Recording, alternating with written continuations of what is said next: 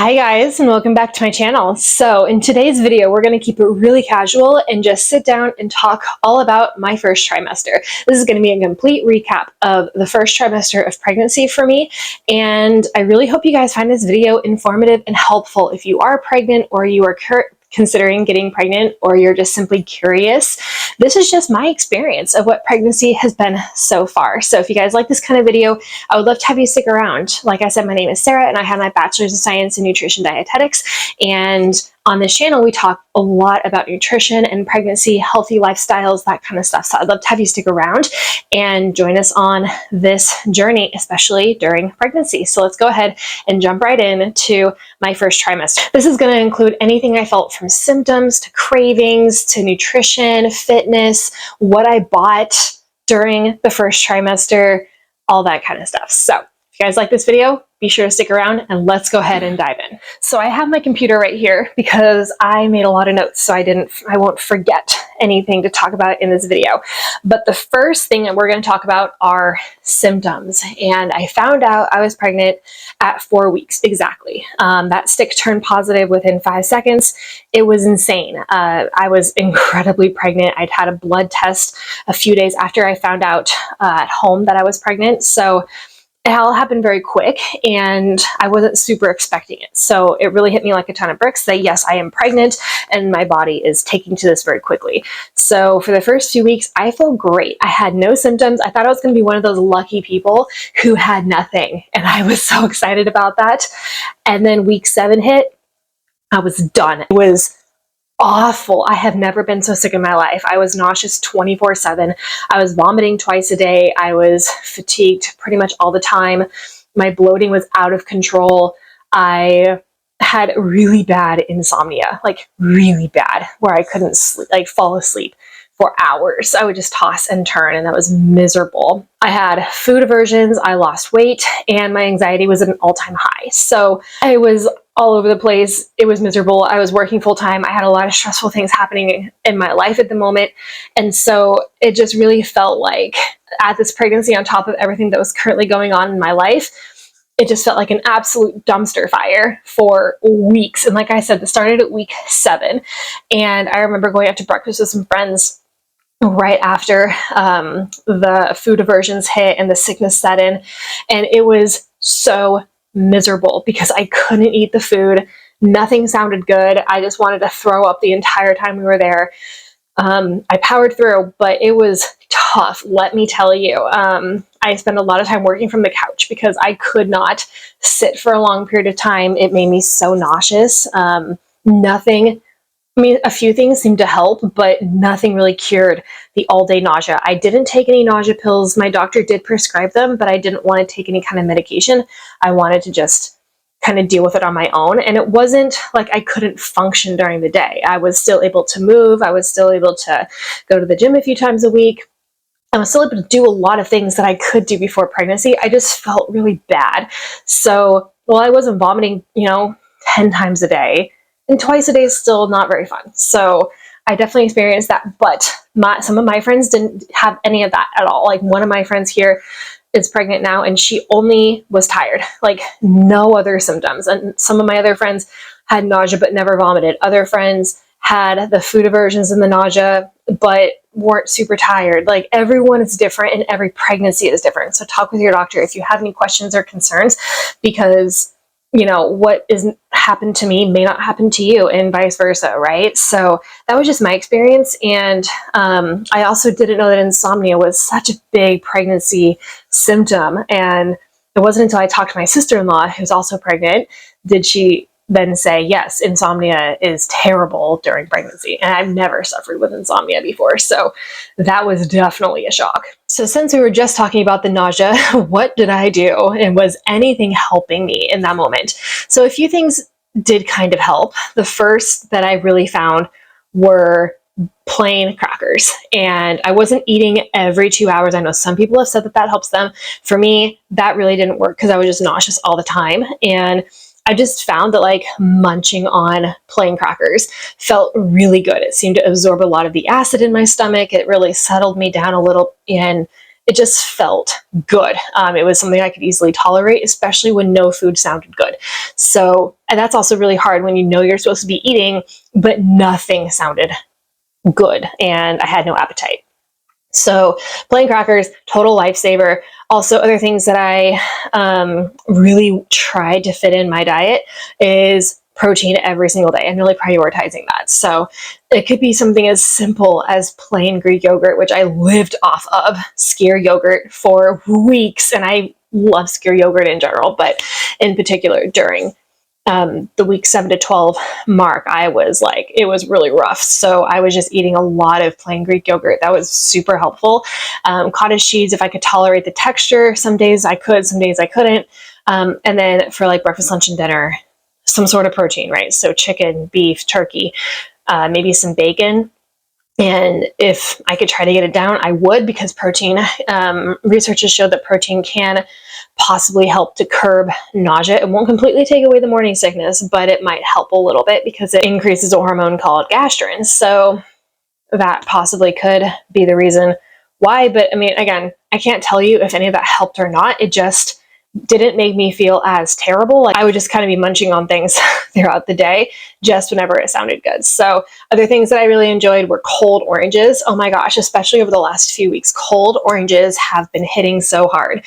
Other things, banana, peanut butter, cottage cheese, like I mentioned, pretzels, and sparkling water. That was really helpful for settling my stomach, especially if I felt really like I was going to vomit, because, you know, it's like sparkling water and it sits, like the bubbles sit well in your stomach. I know people drink ginger ale, but I didn't like the ginger ale just because it had so much sugar in it. So I just stuck with the sparkling water and that seemed to work. Food aversion, since we're already kind of on the topic, it was everything. Nothing sounded good. I had a few bouts of cravings here and there of like, oh, that might sound okay, or maybe that would be good. But no, nothing was good. I was like forcing myself to eat. And again, I know that's not the case for everyone. I know so many people have these crazy pregnancy cravings and that's what they all like. They only want to eat pickles and that kind of stuff. But for me, no, I was having to force myself to eat. And that never happens because I'm such a foodie and I love to eat. But for some reason during the first trimester, it was really hard for me to get food down.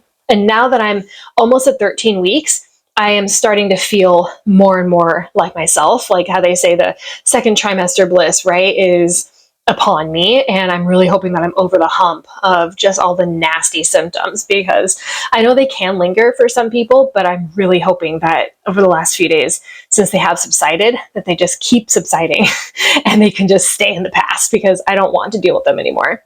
So when I was craving food, and like things sounded good, these are the things that I actually enjoyed. So the first thing was probably like week 6 or so, was I had a huge craving for egg salad and like the hard-boiled eggs with avocado, because mayo, you know, like it has the eggs and it might not be pasteurized and it's not great. So I would just avoid the mayo. But like an egg salad on an actual bed of arugula or homemade sourdough, oh my gosh, for some reason that was all I wanted for the entire week. So I just made this massive batch and I was just eating so much egg salad. And once week 7 hit, I couldn't even stand the sight of eggs. I just wanted to vomit everywhere. Anytime I saw eggs or I smelled eggs or I looked at them. So that was a huge no-go after week 7. But for week 6, it was pretty aggressive to have that craving for egg salad, because I never really wanted egg salad before. Other things is when we were in Scotland a few weeks ago, I'll link this video up here so you guys can go watch that. But when we were in Scotland, we were in this little shop kind of looking for souvenirs, and they had sour gummies. And I never eat sour gummies ever. It's not really something that I enjoy. I'm a chocolate person through and through. For some reason, I was like, oh my gosh, those sound so good. And since I wasn't eating anything, I just grabbed them and I just like kind of munched on them. I only had a few. But man, like the few that I had were so good and they just hit the spot and they were amazing. So sour gummies in Scotland, kind of strange, but that really hit the spot. And then recently this week, I was on the couch after work and I saw someone post on Instagram this recipe for carrot cake bars. Oh, and it's springtime right now. And I'm like, oh my gosh, it's perfect. I have a carrot in my fridge. And so I just make carrot cake bars. I had Greek yogurt instead of butter, and like I halved the sugar and like just did a few recipe substitutions to make it a little bit better, for me at least. But yeah, that was really good. I was so happy with that. And again, I've only been having like a few bites of things, but it really hit hard. So those are the things I would say were like big cravings for me, but nothing crazy. Again, like I said, I can barely tolerate food. But now that my appetite is starting to come back at almost 13 weeks, things are starting to sound better. Like I woke up this morning and I'm like, oh, this sounds great for breakfast. Or last night I was like, I would really like this for dinner. So it's nice to have my appetite slowly starting to come back, because just for weeks I didn't have any of that. So I'm very grateful to start to feel hungry again. So let's talk nutrition and lifestyle. What did I really focus on during the first trimester? The main thing that I was really trying to focus on, regardless of how I felt, was movement. Movement, movement, movement. I was very active before I got pregnant. I'm a very active gym goer. I lift weights 5 times a week. I run all the time. I've done 6 half marathons. I'm very active. And I knew that this pregnancy, I was going to continue to stay active as long as I could, and as good as I could feel. So I've continued to do that 4 or 5 times a week. I would be at the gym. Of course, I'll do exercises that are modified, especially my core work, or, certain leg exercises I will have to modify just to accommodate the bump and all of that. But I may be going slower. My heart rate may not be as high, but I'm still making that a priority. So despite the nausea, despite the vomiting, despite the tiredness, I would still go to the gym, and I would go on the times of day that I didn't feel super terrible. So if I knew that I was going to vomit around like 9, 10 in the morning, I would just go around like 10:30. And sometimes I would be vomiting at the gym. Sometimes I would come home and lose it all. It just kind of depended, but for me, that was a huge priority. And then on the days that I just literally could not leave the couch, I would rest and listen to my body for that. But for the majority of the time, I wasn't so terribly sick I couldn't leave my bed. That was only just really like a few days here and there. But for the most part, I was just kind of like coasting at like feeling a 3 or 4 out of 10. And to me, that still felt like I could go. But again, talk to your doctor, listen to your body, find what works for you. That's just what worked for me, because I was so active going into pregnancy. Being pregnant is not the time to be pushing PRs, breaking new mile times. Like, that is not the time or place to be doing it while you're pregnant. It's a great time to start being active, but you don't need to start going like super crazy intense all the time. I have definitely dialed back. So just find what works for you. Talk to your doctor if you have concerns. Okay, then let's talk nutrition. So specifically supplements. Supplements, in my expert opinion, are not meant to be a replacement for food. They are meant to supplement a diet. They are meant to bridge the nutrient gaps in your diet, and they're not meant to be this magic cure to make you feel a certain way. Like, you can't get every nutrient that you need every single day from food alone. You can certainly try and you can get close, but you won't get everything. And so having supplements just makes sure that it's like an insurance policy. It just makes it so that way you meet the nutrients that you need every day that support your health. And that's even more important during pregnancy, because the supplements that you take, baby also takes. And so a lot of the supplements that are recommended for pregnancy are going to be really important for baby's development, as well as for your own nutrient stores. So I was taking these supplements way before I found out I was pregnant, like 2 years before I found out I was pregnant, because I've always been on a supplement regimen, but I really, over the last few years, nailed down the type of supplements that I want to take and that I know are the best supplements for me. So what I was currently taking before pregnancy and what I'm taking now have not changed. But again, talk with your doctor before taking any new supplements, because this is really an important thing. For me, I am taking a multivitamin, and this is not a prenatal. I think a lot of prenatals can have a lot of like floofy ingredients and not really give you all the nutrients that you actually need, because they're marketed as prenatal, whereas like other multivitamins can also have the same thing. So I just went through like probably 40 pill packets of different supplements and just looked at all the ingredients and just weighed the pros and cons of, okay, this has choline, this has folic acid, this has magnesium, this has manganese, and like thiamine, B12, iron, all of these things, and just weighed which one is more important to have in a multivitamin. And so I looked at everything together, and the one that I'm taking, in my opinion, is really good because it has so many of the important nutrients. So I currently take a multivitamin and then a fish oil pill in the morning. And so the fish oil has a combination of DHA and EHA, which is amazing for a baby's brain health, as well as your own health, like brain health, heart health, and lowering inflammation. And then in the evening, I take a magnesium and zinc supplement. Like I said, I struggled from insomnia for the first trimester, and taking magnesium at night has been shown to really help improve sleep quality and the duration of sleep. And I definitely found that to be the case. Like I said, I was already taking magnesium, but I was taking it in the morning. So then I just switched it to the evening, and I found that that was a huge game changer for me. And then I'm also taking calcium at night, because calcium and iron can counteract each other when you take them together. So if I'm having an iron source at night for dinner, like beef or chicken or whatever, then I'll just take my calcium 3-4 hours after dinner, and that way they won't counteract each other. So in addition to the nutrition, the exercise, the morning sickness symptoms that I had, what else happened in the first trimester? So I decided to go on a little bit of a shopping spree and purchase a few things for my first trimester to make it feel a little bit more tolerable, because I felt so terrible for so long. So the first thing that I purchased was this guy. And as you can see, it's bigger than me. It is a pregnancy pillow, and it is the most comfortable thing that I have ever purchased, and I'm obsessed. So basically, you stick your head up here, and then you just like curl up with this on the side, or same with this. Or you can have this down by your feet and then just, kind of like have it propped up that way. I personally find if I have this on my feet, I get tangled up really fast with getting up at night. So I just keep this up by my head. But this is amazing. It's also cooling, which is such a game changer because I have been running so hot during pregnancy. So I got this on Amazon. I will link it down below. So if you guys are interested in a pregnancy pillow, I would highly recommend checking this one out, but also just getting one in general because it's so comfortable and they're so nice. But be warned, they take up so much of your bed. Tell your partner before you get it so they are mentally prepared. But this thing, like I said, is bigger than me, and it definitely takes up a lot of this bed. The next thing that I purchased for ultimate comfort are new bras.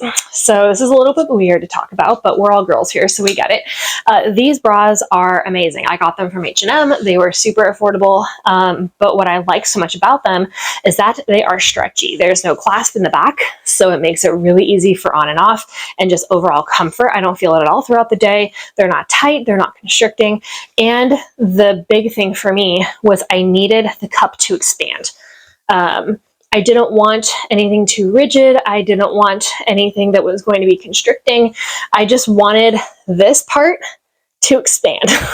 And I tried on so many of these different like pregnancy bras and whatever, and they were just so uncomfortable and they were so expensive. And these I think were like $10 a piece or something.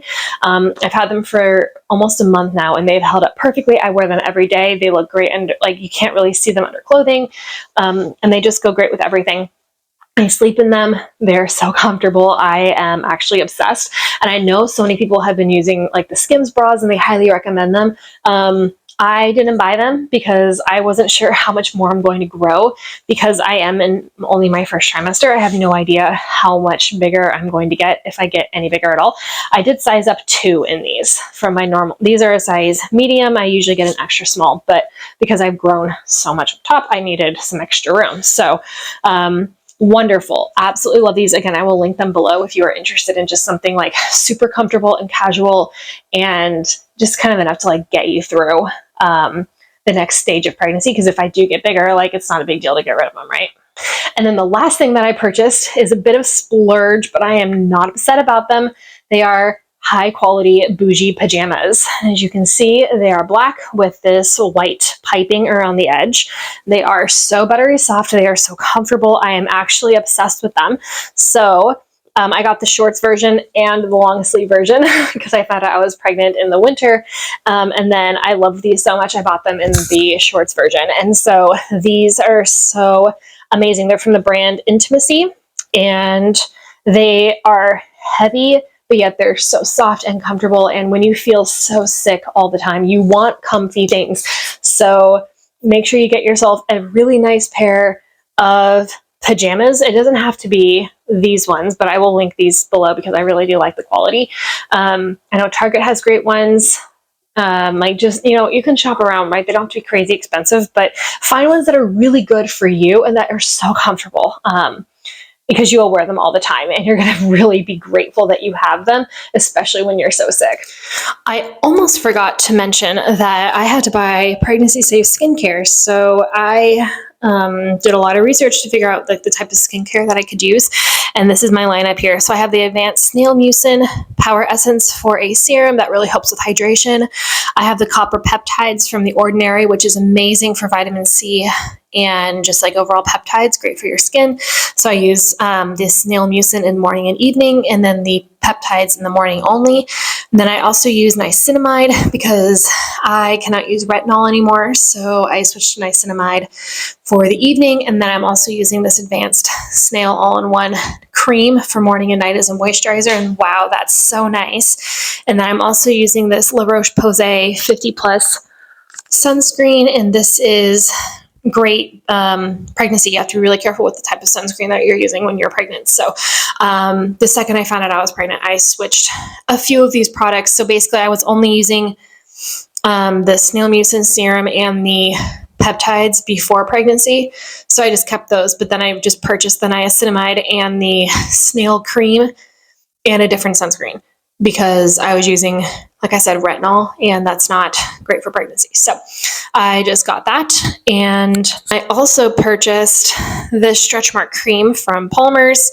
And this is amazing because it has shea butter and it's so hydrating. I absolutely love this. So highly recommend this to just go ahead and start using because my skin was getting really dry and I wanted to avoid stretch marks. I also purchased this Burt's Bee Mama's Belly Butter. And this is also really nice. Basically, the main ingredient you're looking for is shea butter. So I just found this online and I really liked it. But I would say that's kind of like my overall lineup of pregnancy skincare. So again, I'll leave all of this down below if you're interested in pregnancy safe skincare. And again, I will also link the website that I went to like verify all of these ingredients were safe for pregnancy. But I know that the COSRX in general is pregnancy safe. So I've been really happy with this lineup. So again, I will link it below if you are interested. So that pretty much wraps up my first trimester. I cannot believe that I'm on my way to the second trimester. I'll be 13 weeks in just a few days, and I feel like the time went really fast, but really slow at the same time. So if you are pregnant, the main takeaway that I had is that it is really hard being pregnant, especially when you are so sick. But when you go in for those ultrasounds and you see the doctor and you can see your baby growing and starting to move, it is so amazing, and it almost makes you feel a little bit better. And then just also know that it passes. The sickness passes. You'll start to feel more like yourself.